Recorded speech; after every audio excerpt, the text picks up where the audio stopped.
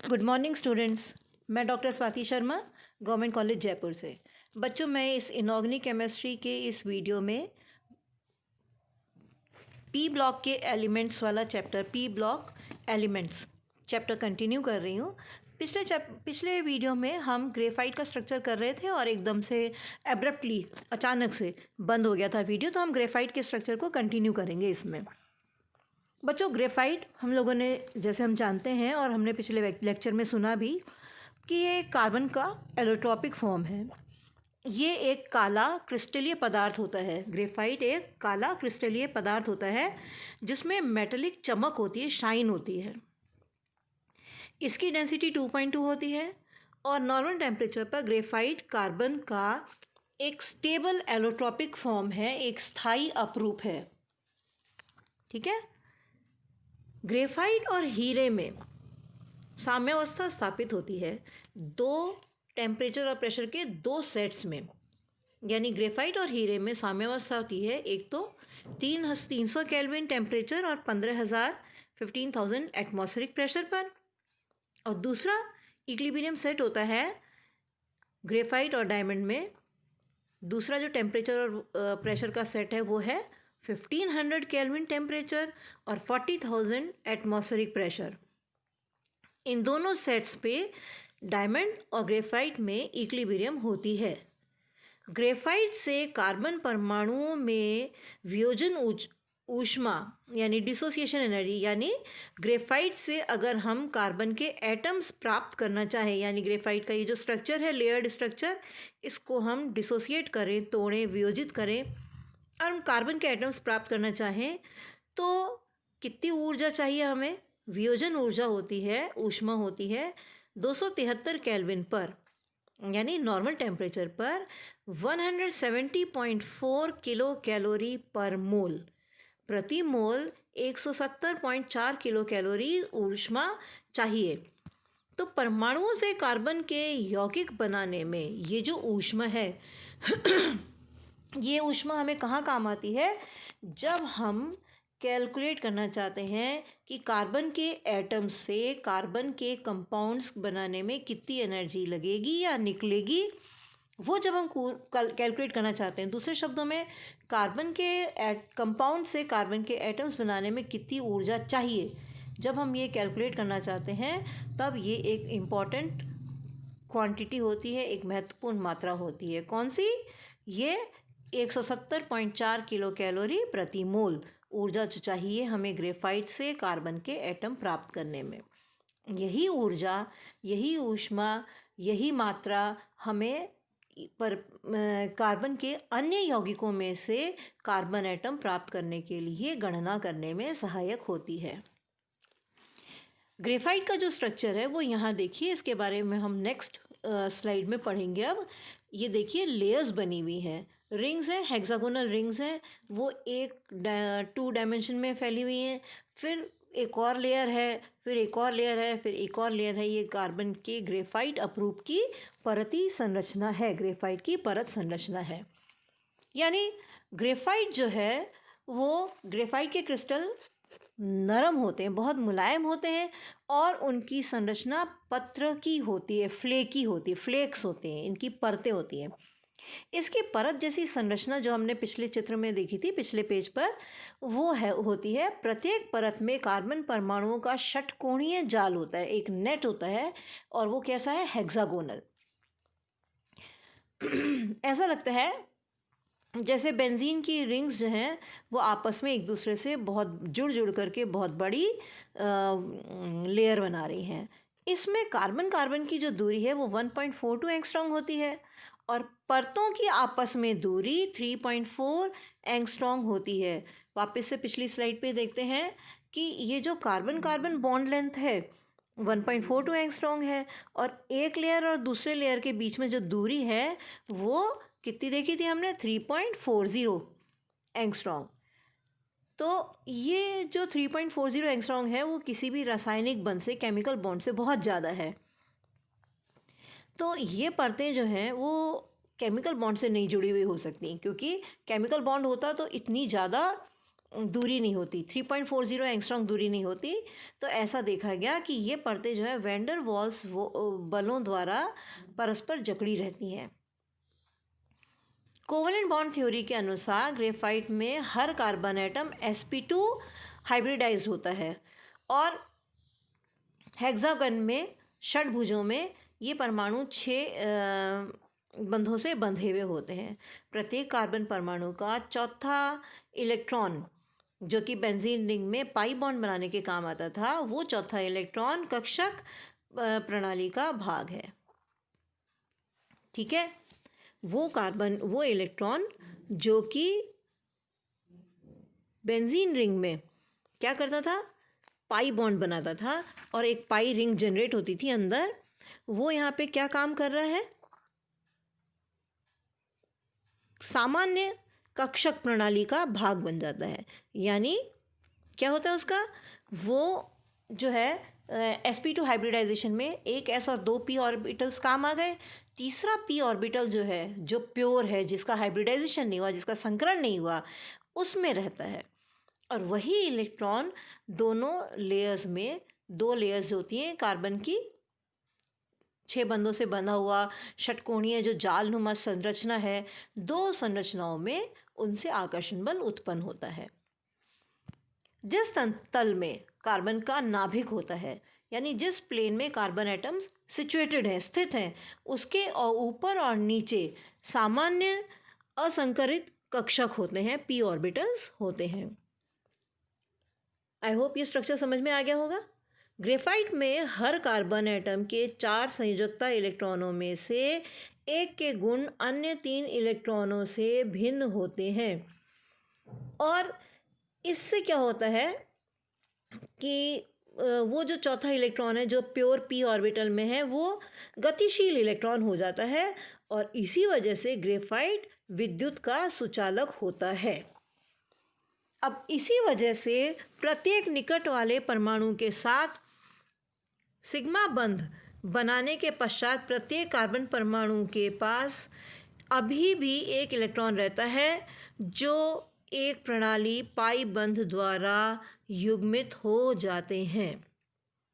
अब क्योंकि ग्रेफाइट में परत जो है अपेक्षाकृत दुर्बल वैन डर वाल्स फोर्सेस से जॉइंट होती है, जकड़ी रहती है, उसकी वजह से क्या होता है, परत जो है, ये परतें जो हैं आपस में आसानी से एक दूसरे के ऊपर फिसलती हैं।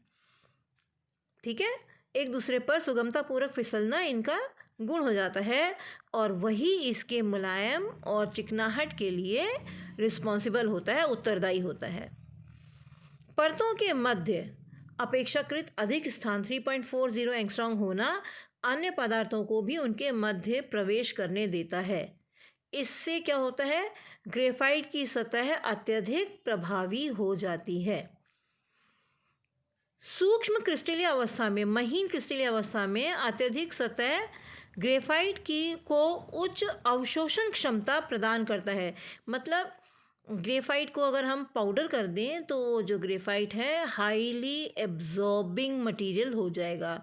अवशोषित वायु और नमी की उपस्थिति में ग्रेफाइट की परत को क्या हो जाता है, आसानी से फिसलेगी और उसकी चिकनाहट में भी वृद्धि होगी, यानी बढ़ोतरी होगी। बच्चों, अब जो चीज़ इस पैराग्राफ में नहीं लिखी हुई है पर बहुत इंटरेस्टिंग है, वो ये है कि पेंसिल का सिक्का, आम भाषा में हम लोग उसको बोलते हैं लीड। पेंसिल की लीड टूट गई, पेंसिल की नोक टूट गई। ये जो पेंसिल का काला हिस्सा है जो कॉपी पर उतरता है, वो ग्रेफाइट है। क्योंकि ये परतें चिकनी हैं, आपस में फिसल जाती हैं, तो जब ये हम पेंसिल के इस सिक्के को कागज़ पर रगड़ते हैं तो उसकी एक परत कागज़ पर उतरती जाती है और वो काला निशान ग्रेफाइट का होता है और वो हमें लिखावट दिखती है।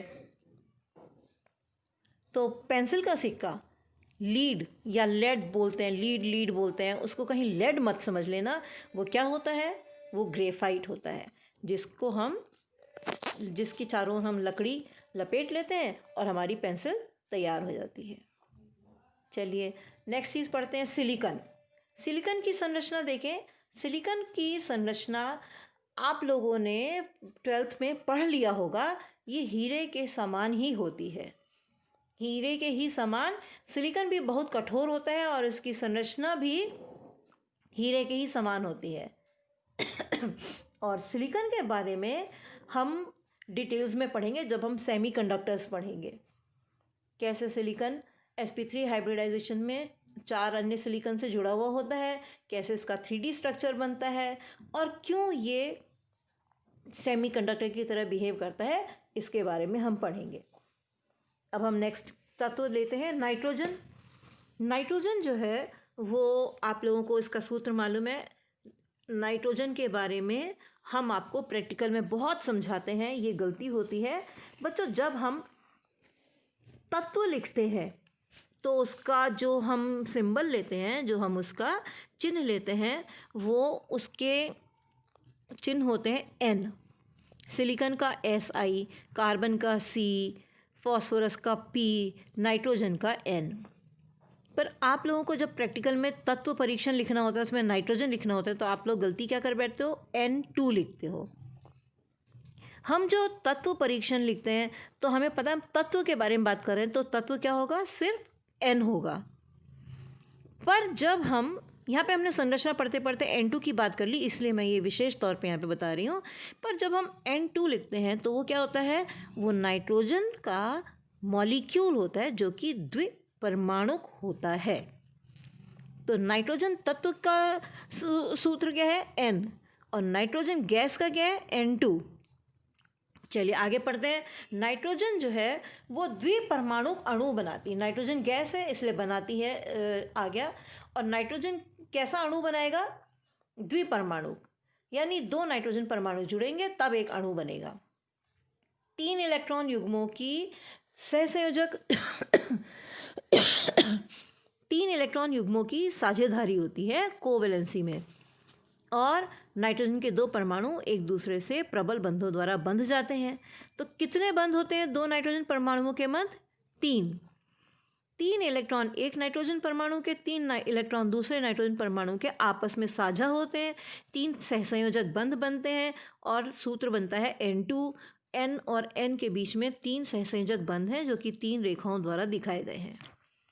सामान्य ताप पर नाइट्रोजन एक गैस होती है जबकि फॉस्फोरस एक ठोस पदार्थ होता है।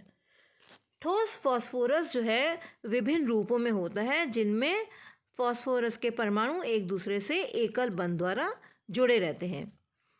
यह इस तथ्य पर आधारित होता है कि नाइट्रोजन में त्रिबंध की बंध ऊर्जा फॉस्फोरस की त्रिबंध ऊर्जा से बहुत अधिक होती है। नाइट्रोजन डायटोमिक गैस है जबकि फॉस्फोरस जो है फिर पॉलीमरिक कंपाउंड सब्सटेंस बना लेता है। ऐसा क्यों होता है, क्योंकि N जो ट्रिपल बॉन्ड है उसकी bond energy P triple bond से बंधित P2 से बहुत ज़्यादा होती है। नाइट्रोजन सिंगल बॉन्ड नाइट्रोजन की बंध ऊर्जा फॉस्फोरस सिंगल बॉन्ड फॉस्फोरस की बंध ऊर्जा से कम है, लेकिन नाइट्रोजन ट्रिपल बॉन्ड की बंध ऊर्जा फॉस्फोरस ट्रिपल बॉन्ड की बंध ऊर्जा से बहुत ज़्यादा है। ये बहुत इंटरेस्टिंग फैक्ट है, ये आपको याद रखना पड़ेगा कि नाइट्रोजन जो है 2 नाइट्रोजन के बॉन्ड एटम्स के बीच में अगर सिंगल बॉन्ड देखा जाए तो उसकी बॉन्ड एनर्जी बहुत कम है फॉस्फोरस सिंगल बॉन्ड की अपेक्षा। लेकिन नाइट्रोजन ट्रिपल बॉन्ड की bond energy phosphorus triple bond की बॉन्ड एनर्जी से बहुत ज़्यादा है। ये कंपैरिजन हमेशा याद रखना होगा। ये देखिए आपकी स्क्रीन पे मैं जूम कर रही हूँ। नाइट्रोजन ट्रिपल बॉन्ड की bond energy phosphorus triple bond की बॉन्ड एनर्जी से बहुत ज़्यादा है। नाइट्रोजन सिंगल बॉन्ड की एनर्जी फॉस्फोरस की सिंगल बॉन्ड एनर्जी से बहुत कम है। ये मात्राएं भी दे रखी हैं। N ट्रिपल बॉन्ड N की बंध ऊर्जा 946 किलो जूल है प्रति मोल ही है, जबकि फॉस्फोरस की ऊर्जा 523 किलो जूल पर मोल है। नाइट्रोजन सिंगल बॉन्ड नाइट्रोजन की बंध ऊर्जा 159 किलो जूल है और फॉस्फोरस की सिंगल बॉन्ड की बॉन्ड एनर्जी 209 किलो जूल प्रति मोल है। ये बहुत इंटरेस्टिंग फैक्ट है। इसीलिए नाइट्रोजन की संरचना कुछ विशेष नहीं है। नाइट्रोजन तत्व जो है पर्यावरण में और बहुत सारे यौगिकों के रूप में पाया जाता है, पर एटमॉस्फेयर में नाइट्रोजन N2 नाम के संरचना वाला द्विपरमाणु अणु बनाता है, जिसको हम नाइट्रोजन गैस के रूप में जानते हैं। नाइट्रोजन की कोवैलेंसी 3 होती है। अब हम फास्फोरस को पढ़ेंगे। फास्फोरस के भी अनेक अपरूप होते हैं और इनके बारे में हम पढ़ेंगे। किस किस के बारे में? वाइट फास्फोरस, रेड फास्फोरस और ब्लैक फास्फोरस, इन 3 अपरूपों के बारे में पढ़ेंगे। ये आपके पास सवाल आएगा एग्ज़ाम में, या तो तीनों एलोट्रॉप्स के बारे में मांगा जाएगा, या किसी एक, अगर लंबा क्वेश्चन मांगेंगे तो तीनों एलोट्रॉप्स मांगेंगे, और अगर छोटा सवाल होगा तो किसी एक एलोट्रॉप का नाम ले लेंगे कि रेड फास्फोरस के बारे में बताइए, या वाइट फास्फोरस के बारे में बताइए, या ब्लैक फास्फोरस के बारे में बताइए। तो बच्चों, क्योंकि ये थोड़ा सा लंबा टॉपिक होने वाला है, इसीलिए फास्फोरस के बारे में हम अलग से दूसरे वीडियो में चर्चा करेंगे। इस वीडियो में इतना ही। Thank you.